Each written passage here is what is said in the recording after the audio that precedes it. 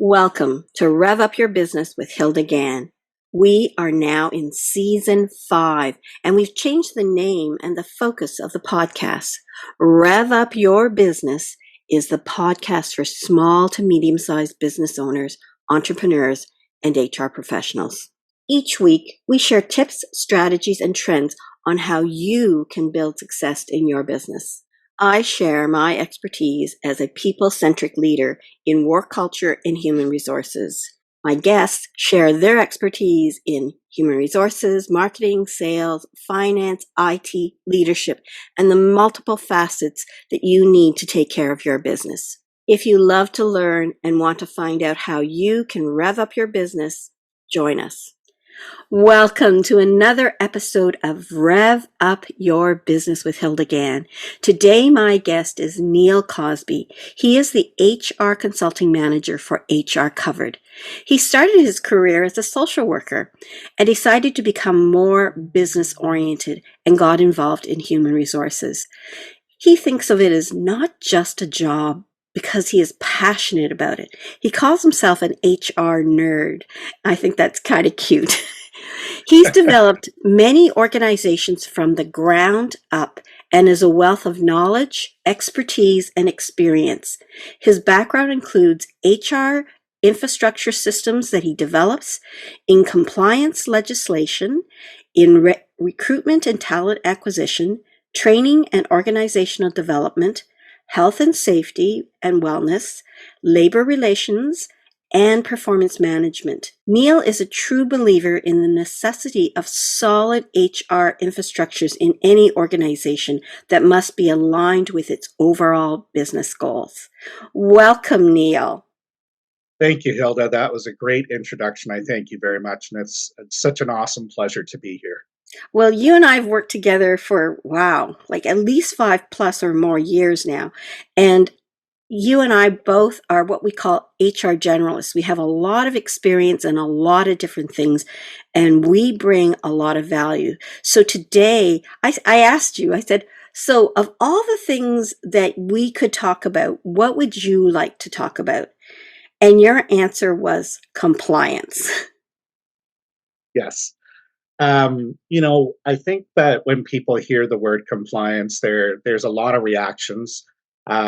Fear, maybe even a rolling of eyes of, oh yeah, we've got somebody who's going to be sanctimonious, that it's a lot of finger pointing, finger wagging of thou shalt. And compliance sometimes is not fun. But you can, if you dig deeper into why do we need compliance, it's a sense of safety for employees. And although, the countless trainings that people may have to take, the reading of policies and procedures, which are just a couple of components of compliance, may seem cumbersome, may seem like, oh God, do I really have to do this? At the end of the day, there is a safety feature because what it says is that the employer values the employee and wants to play, quote, by the rules. And they want to ensure that the employees know that if something occurs, here's what to do. And if you look at the research on employee engagement, great places to work, there is evidence to suggest that with employees feel safe when those things are in place at an organization. So that's why I chose the topic, because it's not all thou shalt. It can be it can be some fun too. And providing the explanation and knowing that the employer is, quote, playing by the rule book, and that all makes it makes a lot of good business sense to do that as well. So I'll stop there for a question because I could go on. When I asked you and you said compliance, I'm going, yeah, I said, Neil, are you sure you want to talk about compliance? Because just like you said, people kind of roll of their eyes or think, why do I have to do this? And the more we talked about that subject matter, I think the more I thought, you're right. We need to have an episode on our show that really talks about compliance, why you want to do that. And I think it may sound like a dry thing, but I think this is so important to understand the benefit. And you talked about the safety issue when an employee decides to join your firm and they know that you follow the employment standard guidelines or the AODA or workplace harassment, then they feel a little bit more assured that you know what you should be doing and that you're trying to protect them. So there's more of an inclination to want to work for a company that knows what they should be doing, the minimum standards. Yes, agreed on all points, Hilda. And sometimes when an employee may not be thinking of have they got all their ducks in a row. But when it really matters is if something occurs and they go to them for guidance. If they don't have all their ducks in a row and can't provide the answer, that's when it can really become distrustful to the employee, where it can really be, oh my goodness, am I working for a quote Mickey Mouse organization here? They should know the answer to this. Or So when they blatantly violate yes, the employment standards, for example, and saying, no, you work straight time for 50 hours, you yes. just get straight time, and that's not what the rules say. Yeah, and that's the one thing we employers need to keep in mind is you've got a much more knowledgeable workforce now. Things are available at the click of a button on the internet to view, and it doesn't matter. Some may have the mentality that it's only the young people that are looking things up. No, it's across all generations, all age spans. If somebody maybe they don't know the full spectrum of the ESA or health and safety or human rights laws across various districts and regions, but they get this thought of this doesn't feel right. They do a little bit of research and they can come back. So, when I'm talking about, compliance as a tool to not only engage employees, keep employees safe, it's good business for employers.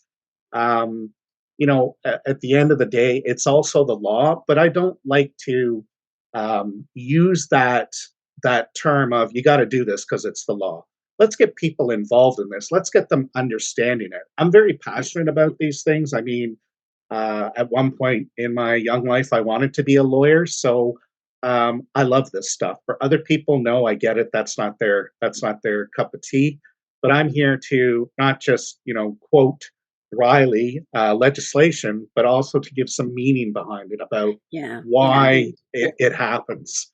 That I know you've got a question. I've got a couple of stats that I'll give you after your question. I like how you sort of say, you don't do it because it's the law. And I know that sometimes when people are writing employee manuals, they want to Mhm. quote the law, right? Yeah, According to the, Employment Standards Act, we must do this. yeah, No, own it. Say you want to do this, as part absolutely. of us supporting the Employment Standards Act. Be more proactive about you chose this, not that you were Mhm. forced to do this. There's a difference in the semantics and a difference in the attitude and the culture and the perception of employees when you say, I have to do this versus I want to make sure I meet the minimum. And I always enjoy it when I help my clients say that this is what the standards is. But at ABC Company, we actually give you, this plus this. So you show that you're giving more than the minimum. And it just shows that you really care about your people and making sure that it's a workplace that people feel proud to be part of. Yeah, and I can sum that up, Hilda. And just as employers like employees who go above and beyond, employees like employers that go above and beyond as well.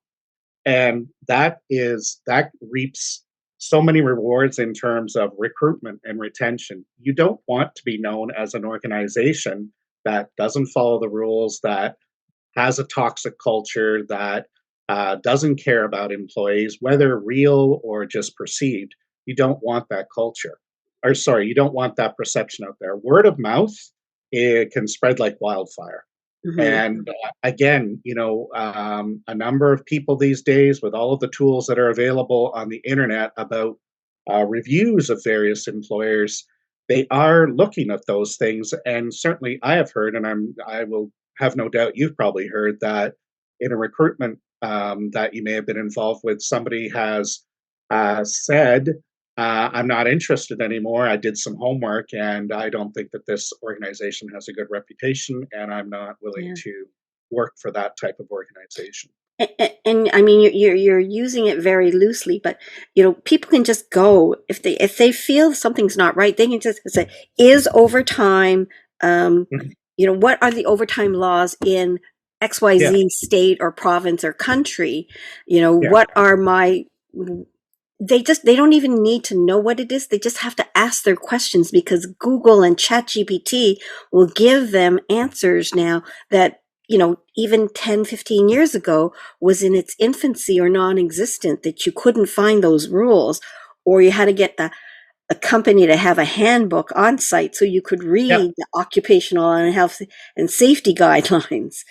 yeah, So it is readily available for your employees to know that you're a, a safety conscious and a regulatory aware yeah. company. And there's so many tools you can do to, a couple of examples are a health and safety commitment statement. Easy peasy. And it lets people know, yeah, we value you as an employee and we want you to go home at the end of the day with all your fingers and all your toes. Hmm. A human rights commitment, easy statement as well, to say we value everybody, we treat everybody equally. Just to dovetail on that, if you wanted to do those above and beyond, is having diversity, equity, and inclusion, which there's some legal elements to it, but by and large, uh, it is an above and beyond project that you can do. Part of the reason why I'm also passionate about compliance is if you look at some statistics that the Ministry of Labor has put out. So, in one instance, they did follow ups on a number of companies where they just issue orders. And an order, for anybody that doesn't know, is just a simple, you need to have this in place. We recognize you don't have it in place. Here's, you need to, we're going to come back and we want you to have it in this place by this date. They'll even give you the tools and resources to do it. Hmm. In some instances, 75% of places they go back to, the company hasn't even done it. And it wasn't really onerous stuff that they had to do, just simple tweaks, just simple things they needed to do to be compliant. So the folks at the Ministry of Labor tend to get you a little upset when you don't listen to them the first time. Secondly, workplace violence and harassment, very key these days. If you want to talk about employees feeling safe, and various regions have different names for it. It's workplace violence and harassment, workplace violence and sexual violence. But again, for the Ontario, for this is a local statistic, of course, the previous one and this one. The Ontario Ministry of Labor, again, they speculate that there's 75% of companies out there, or organizations, should say, that don't have the legislated program and policies in place for workplace violence and harassment. Wow. So, yeah, so we And maybe they don't know, maybe they don't think it applies to them, maybe they just don't want to do it. I don't know. But it's those companies that I can help out in various aspects to get that in place. And that is all. My first priority, yes, is to protect the company, get them compliant because of the law. But then, hey, let's make this relevant to people. Let's show them why this is important. and that's one of the things that I get concerned about, is that some people can have the statement, and it's Mhm, almost treated as a generality. Well, we say this, but we don't mhm. practice it. And Yeah, I know that you can add the perks of having a diversity committee and a training program. What I find is oftentimes these policies are just lip service. They don't yeah, have any weight to it. And I in my training, provide people with that rev up concept of how do when they embrace a rev up approach to treating people as mhm, equals, then they create inclusivity. And yeah, what I find that a lot of companies do is they have these policies, but there's no follow through, no integration and application in the very fabric of the organizations.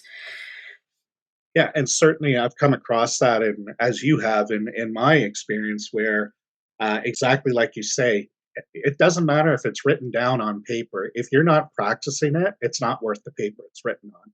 And going unfortunately to the well, there's two aspects. Again, the lip service. So you're not going to get people involved if it's there, but you're not practicing it. And also, if you have someone who has not abided by some of your policies and you think that you need corrective action or something a little bit more, if it is shown that you haven't been following your policies in practice, it's not going to support your claim for um, disciplinary action or other corrective type action. And we have seen that numerous times where, unfortunately, people have been let go and it's cited as broke policy, misconduct. You do a little bit deeper and, They have. they just weren't following it. They didn't follow the process. And again, I don't want to come in and sound like a robot to potential clients that need this stuff.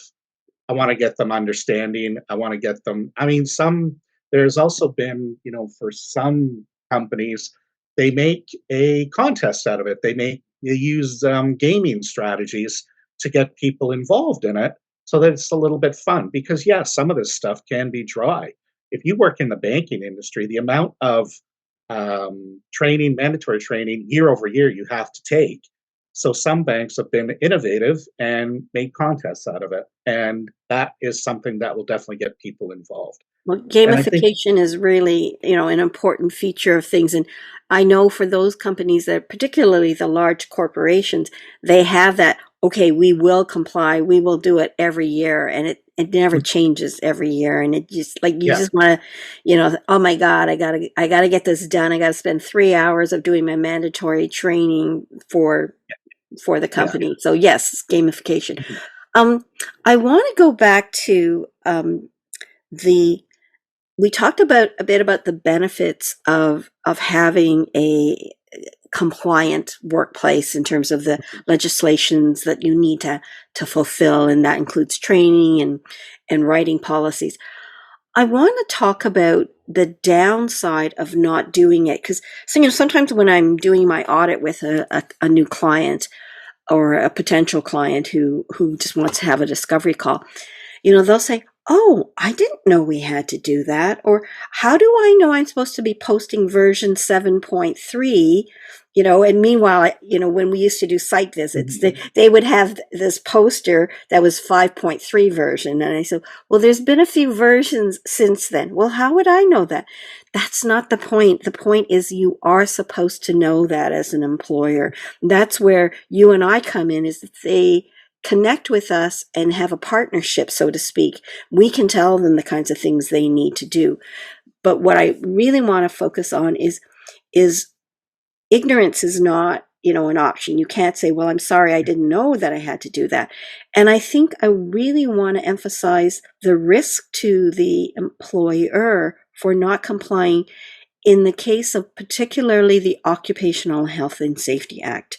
And, you want to talk a little bit more about that, Neil? yeah. And I mean, you and I have discussed this. This is the most onerous piece of, and I don't mean that in a negative way, but it's cumbersome legislation.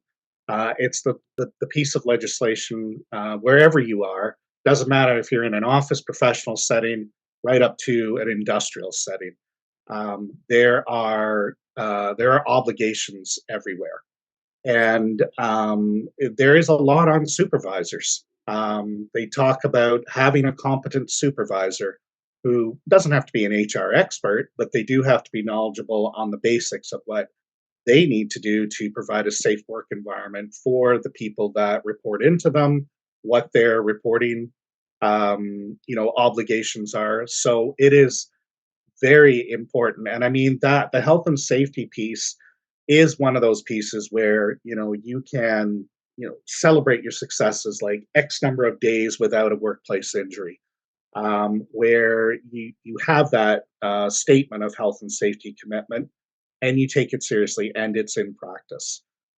Sometimes that may be disciplining people for not following health and safety protocols, but at the end of the day, other people around will feel, okay, that's great. I feel a lot more safe. So you termed it correctly. It's that psychological safety piece, which is also becoming a very significant piece of health and safety vis-a-vis workplace harassment, vis-a-vis cyber and all of its components, cyberbullying, things of that nature. And the other thing is, are people, do they have reasonable workloads? Which is also something that is getting looked at. And I mean, for your audience who may not know, psychological claims are the biggest reason right now why people, and it has been for quite a while, pre-pandemic and well before, why employees are off of work either short term or long term. It's not the physical pieces; it's the psychological pieces. So some of it, yeah, definitely subjective. Different people can handle different levels of stress, but if you have a trend or you're tracking properly, and you see there's a great number of people off for reasons other than physical, you want to pay attention to that. So again, you want to make every reasonable effort and diligent effort to pay attention to that. And not only is it a safety piece for your employees, but they can now send people to jail for violating health and safety protocols, right up to board of directors. And And as and you, and you said the word now, but it is not now. It has been around for decades. yes, yeah, When I sat on boards, one of my fiduciary duties was to understand things, and I could be held liable and yeah, accountable, hence exactly. board directors insurance. But Mhm. your company can be liable and exposed. And we're not talking $1,000 fines. We're talking mega hundreds and millions of dollars, depending on the severity of the situation, if there's death involved in a health and safety issue. I don't know if you have any statistics uh, in your brain bank, because I don't have any right now. I don't, and I say now because some people are surprised. They're just learning that they can go to jail criminally, be charged criminally for that, for health and safety violations, especially if it's malicious, It's negligent, serious. It's purposeful. serious It is business. very serious, and there have been cases where people have gone to jail. And more to that, just another kind of addendum to that is even for employment standards um, violations. Whereas before, yes, there were fines and everything, but more recently, they are exercising the right to criminally charge individuals. And one of the ones that sticks in my head is a restaurant owner in Toronto who was jailed for, he was given a 2 years less a day sentence for not paying his employees. So, and I mean, I don't know about you, Hilda, but I sometimes hear from clients is it'll never happen to me. It's few and far between, but there are the ones out there that think it will never happen to them, that they will never have an investigation.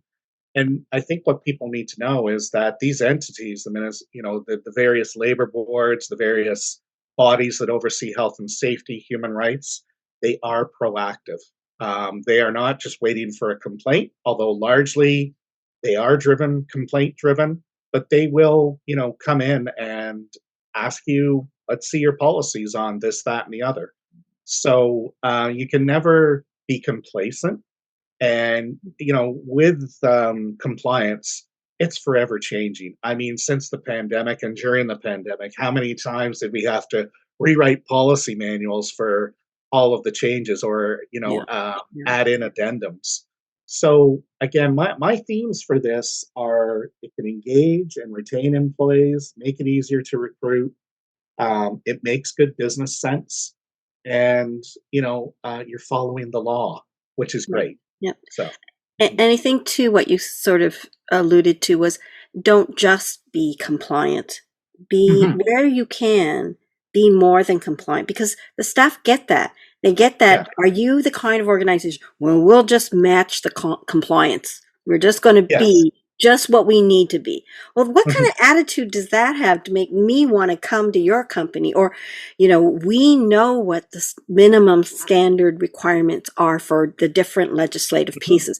And we want to make sure we create a place where you feel a sense of belonging, you feel you're safe, that we're giving you at least the minimum, if not more. And guess what? Here's where we add more value.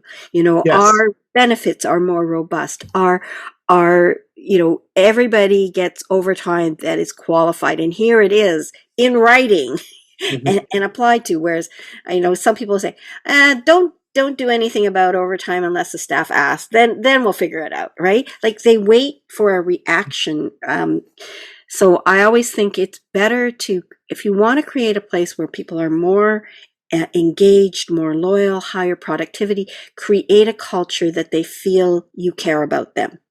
Yeah. And I mean, I have a number of examples of clients that, and I'm sure you do, say for instance, sick days. Some areas in legislation, employers don't have to provide anything for sick days. You're sick, you take a day off and you don't get paid. So for some clients, they're like, that doesn't ring well with me. Everybody's going to get sick. We want to make sure we don't want people coming into work sick, and we don't want other people getting sick because of that. So we're going to put things in place that people can have paid sick days. And at the end of the day, that makes more business sense than not having that. So, I had this one client where the policy um, and for the different days off didn't align with the employment standards of mm, in this case Ontario, but they were more generous, right? And so they didn't use the word they used sick days and not personal leaves. And I had to make some sense of it, but make sure it was in a positive way. Say, this is what the government says you need to do: X sick days, or X personal leave days, X family days. And at ABC Company, we provide a total of almost 2 times of what these minimums were with pay. And we're calling these now family days and these sick days, or we're calling this PTO days, and just use them how you want to.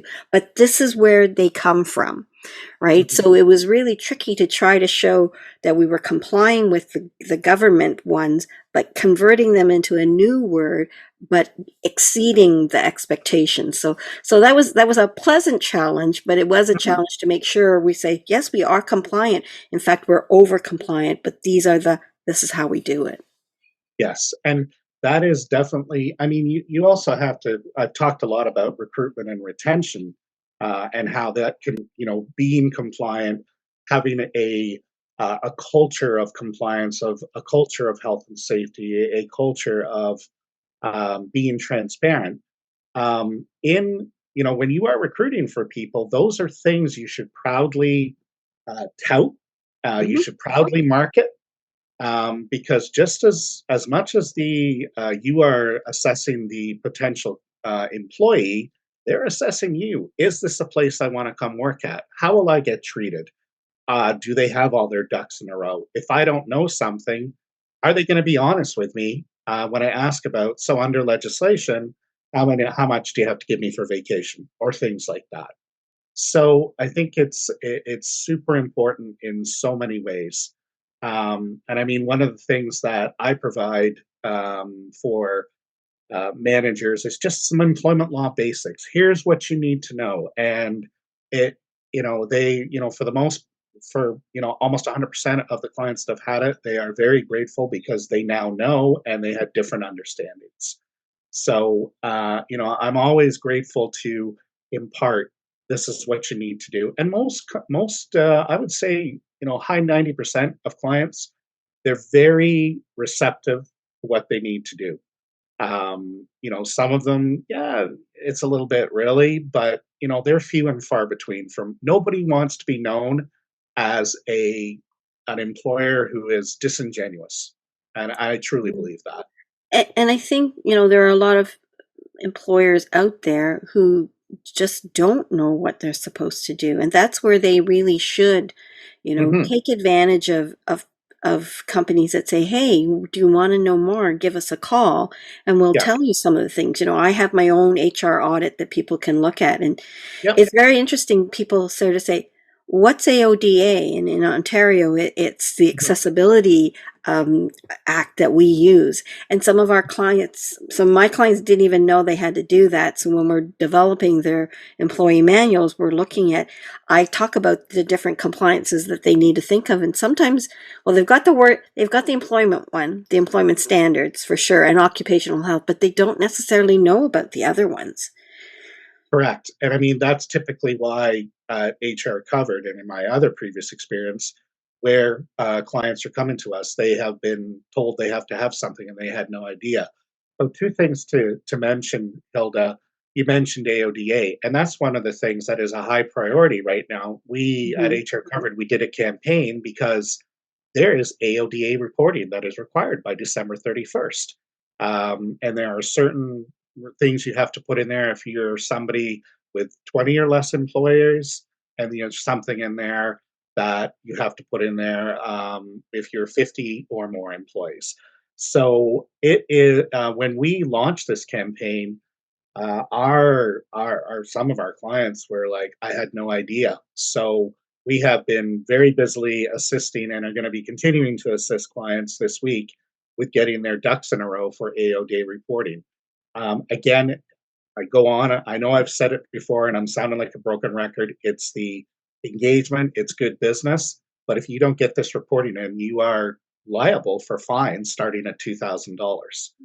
The other piece I want to talk about, which I've missed in compliance, is employment contracts. And you and I both know that they have to contain certain things in order to be enforceable. And if there's one thing that is in there that is not enforceable, the entire contract is void. So Exactly. And you people don't have, realize that. People don't yes, realize that. And then they don't want to spend the money to make sure it's compliant. yeah, And yeah. yeah. But And I it mean, it only bites you when you have a person who has been terminated and then they yes, complain. And then as part of the evidence assessment, it is going back and looking at the contract as well. So, with all of the things in place with regulations and everything, at the heart of the relationship between the employee and the employer, it's the employment contract. And no matter under what circumstance the person is exited from the organization, if that is not as solid as it can be, you're not going to be able to mitigate your risks if there are things missing or not quoted accurately or correctly. So yeah. there's a lot to think about in terms of compliance, and that's why there's experts like you and I that can guide people through all of this. And I know for a number of small to medium sized enterprises, they're like, oh my God, I just don't have the time. And they don't have they can't justify the cost of a part time HR person. And that's where you and I come in with Yeah. flexible services that we can provide that can help them navigate this field and simplify it for them and be the go-to when they have questions, which I know you and I are both very proud to be able to do that. So Yes, I think both of us, like you call yourself the HR nerd, and I'm a giver. So I love to help people succeed. And that's why I focus on, of all the things that I did when my husband and I had our company. I mean, I was business operations, but I chose the human resources part because I think that's the one where I felt I could give people the most value in terms of mhm. helping their company succeed by helping their employees feel valued and There's a important. lot of sorry, you mentioned about my social services background in the beginning. There's a lot of transferability about that part of my life and what I learned there and the skills that I developed and what I do here. And it was kind of a logical thing that when I wanted to move more into the business stream, that HR was where I wanted to be, and I'm happy to be able to provide that because it's not only especially with like accommodations and return to works, and especially in the mental health realm, and people employers, some they still get a little bit rattled about what do I do with a person that says they have a mental health issue. And because I have a heavy background in that, I'm able to provide that lens as well as here's what you got to do HR wise and employment law Yeah, wise. yeah. And I think And that's the value added, is that people who have different um, jobs before they choose HR really bring that to the table. And that's why you gave me your bio and I said, sorry, Neil, I have to add to that, that social you're so worker kind. background, that being able to be in unionized and non-unionized, those are two special, particularly the unionized environments, very special ways of dealing with people, different from a non-unionized. And for-profit and not-for-profit, all of these things help add value to what you do. And in some ways I thought, yeah, that's why you and I sync so well, because I started, my background is nursing, and then I worked in unionized, non-unionized, Yep.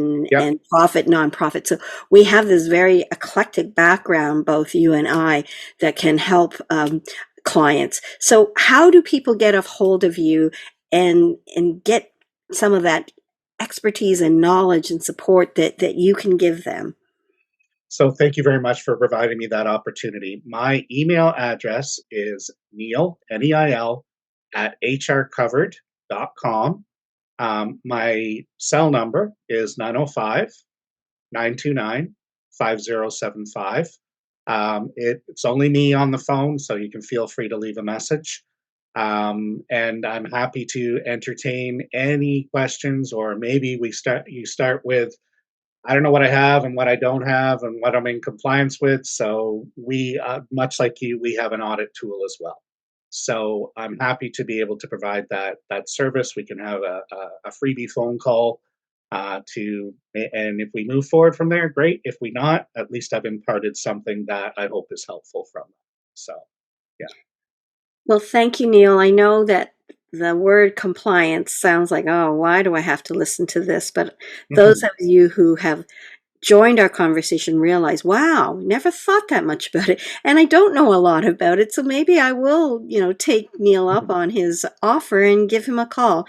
So again, thank you, Neil, for being part of the Rev Up Your Business podcast. I am truly grateful for you to have me on. It's been a long time, and I'm happy to have been a guest. And thank you so much, Hilda. I look forward to working with you in the future as well.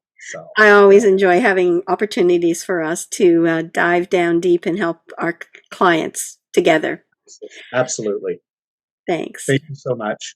You're welcome. And to those of you who are listening or seeing our podcast, thank you for taking the time and learning about the value and importance of compliance to you as an employer, to your employees, to your clients even.